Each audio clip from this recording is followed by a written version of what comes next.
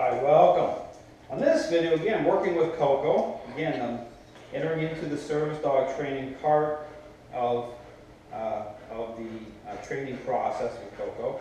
And so here, I was at the dog owner's house yesterday to mirror some of this up. So I spent yesterday for a period of time working within the dog owner's home environment, putting the method, or I call it script, on Coco. The owner has other dogs there as well, smaller dogs. So again, working the method, making sure Coco is going in a really good follower state. Around couches where Coco is used to having free access, just jumping up on the couch. Again, when dogs begin to gain control, they want to start to go up into higher levels, higher positions, do certain things. And so again, putting Coco into down position near the couch. Again, it's not, again, when you do this, understand, it's not about saying to Coco, communicating such a way, because there's ways to do that, to say, absolutely, you're never allowed on the couch. But it's about beginning to frame it up so it's in the right relationship. Okay, it's all about context. Making sure Coco understands that she just can't have free access, because here's the thing, you can tell right away how it frames up because of the fade out issue. Okay, the dog's going up on the couch and then is really resistant to being brought down off the couch. Okay, because again, they see that more in the context of them, owning it, being in control. So to really make sure through the method, you want to frame it up properly. So again, inside the house too, working with Coco, the owner has a crate now, the same type of crate I use in here, the training process set up inside the house to help to create some structure. Because here's the thing, Coco, a lot of control issues going on entering the process. So it's really important to build a proper framework to help to work on getting these control issues aligned, getting them to diminish. So here in this video, okay, I'm going to be working with Coco again, but again, I'm going to be setting up the come command, okay, starting to create the framework for getting Coco to respond on command for the come. Now, when you do this, again, it's all about sequencing. So when you're beginning to work off of establishing commands, making sure a level of relational change has happened first. And that happens through the integrity of the method, following the process properly with just building, working off of just the integrity of the method, not worrying about commands that way, because it's about the language of the method. Okay, it's about the intent of what you're doing. It's about sequencing. So the value attached to commands, okay, it comes to relationship to how the method creates that, establishes that.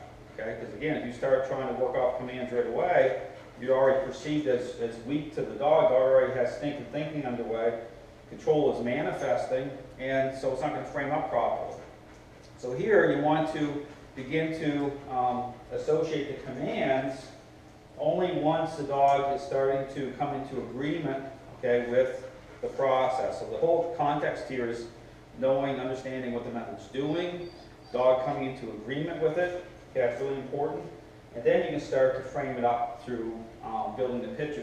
The picture can start to take shape, so the dog is working off a bit of a distance. So here I'm going to see me doing this. So again, it's all about integrity of the method. So I step out here with Coco. I'm going to work her. You see her tail's wagging here, right? I mean, that's the thing to understand. This isn't about, at first, okay, if you look at the other videos, you see her tail is in between her legs. Okay, because of the stress onto her, and her mind's pulling in, and now, okay, you see her tail's wagging. Okay, but here, context of tail wagging, just understand, this is why you can see a dog holding a lot of control, the tail's wagging, and then someone gets bitten.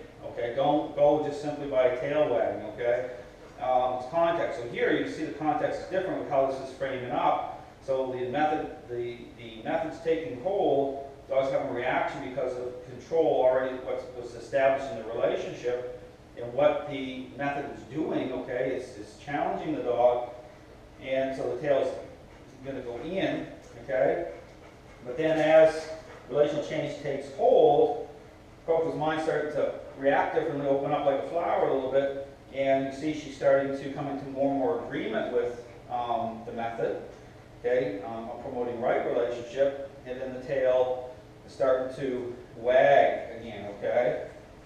So, same thing. And so becoming accepting of this, which is a good sign. Okay? So here's the thing, you're going to see benchmarks all the time to this method, and you'll see indicators to show that things are lining up properly. But what I would encourage people to think about is really trust the method.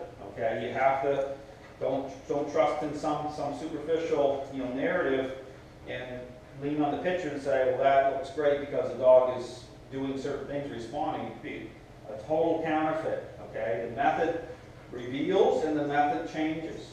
Okay? So it reveals the nature of a relationship to how it establishes it. It'll expose the cards, and then investing in it fully to the process, it changes the relationship. Okay? So it's twofold. Okay? Kind of a duality here. So same thing here, I'm just tapping the leash a little bit. Now here, once I get Coco settling into the method a little bit, push, pull, come around. Now I'm going to start to really step away from her a little bit. Okay, so here, put her in sit, stay. Say the word stay, that's fine. Tap the leash. Now I'm moving out here. I'm tapping the leash as I'm moving. I keep the leash up high so I can communicate. She tries to move out of position. It's the first time I've done this exercise. So you're seeing it in raw form here, which is good. Because then if you see her moving, right, you see how I respond to it. If it's kind of like just an infomercial where it's all done up and you're not seeing, then that's not good. So right here, I want to create a little bit of stability. So I tap the leash a little bit, communicate. So here I'm communicating with her as I want you to stay right there. So it's how I'm using the leash to communicate that, drawing her attention to me. Once I get her into agreement with what I want, okay, staying in position, now there's some distance, then I can call her name, but when I call her name, she can't move. Okay, until I say to give the command. So if she's moving around here a little bit, just tap, communicate, set this up. Coco, no. Coco, come. On the command, pull, pull, pull, and then right in, and push, pull again. Now I'm reversing this, but push, pull, because I'm going to track this out so I'm following a straight line. Walking back again, tap the leash. Tap the leash to communicate, get her to stabilize.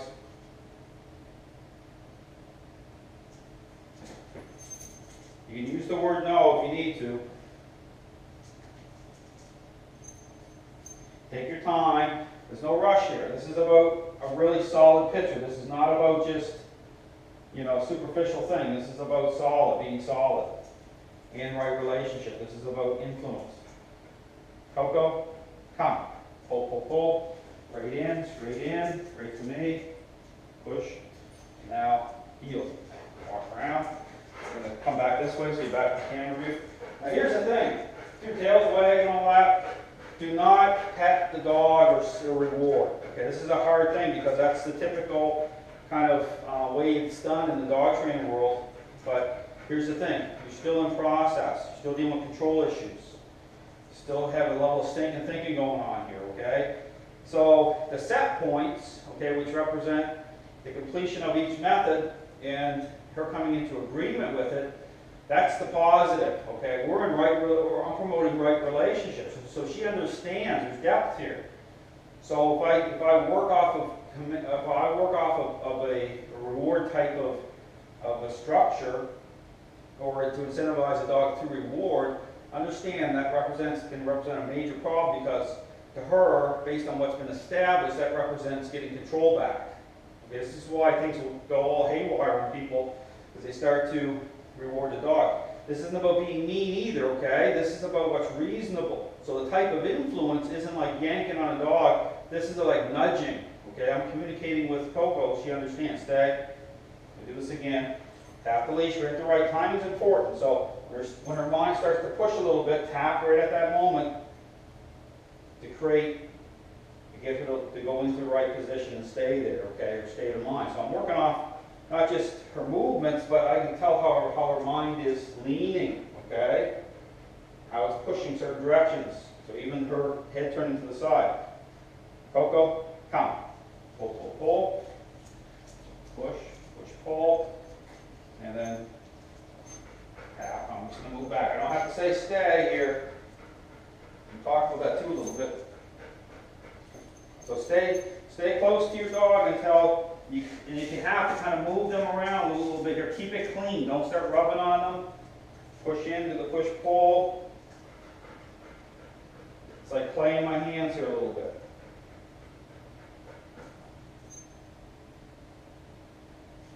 Out. Sit. Sit.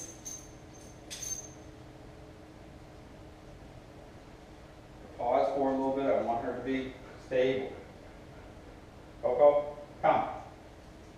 There we go. Same thing. She comes in the front here. You want to line it up too. You don't want a bunch of sliding around and foolishness. Push, pull, and then back in. Doing good.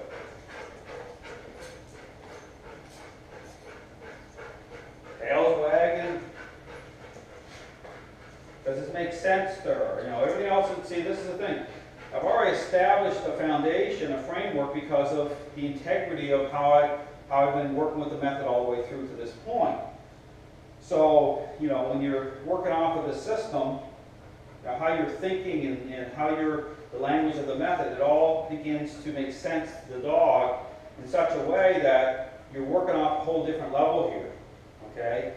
And at the same time, you know, the control issues are still there, okay, but I'm starting to work off of a little bit of distance work here. I'm going to stop here. That's pretty good, just to begin.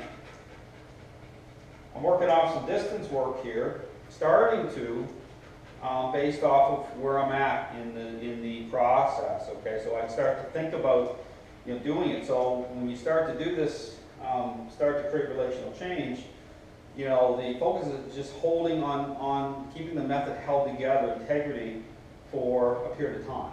Okay, there's no kind of, because here's the thing, if you start to, you know, think about the picture differently and start to, you know, look at, you know, a picture a certain way, the dog can hold control through that, okay, and it makes no sense.